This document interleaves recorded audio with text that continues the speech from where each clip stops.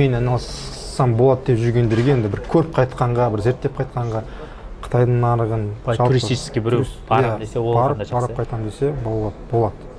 Сосын белгілі бір уже өндірісте, болмаса белгілі бір кәсіпте өзінің деңгейін жұмыс жасап жатыр.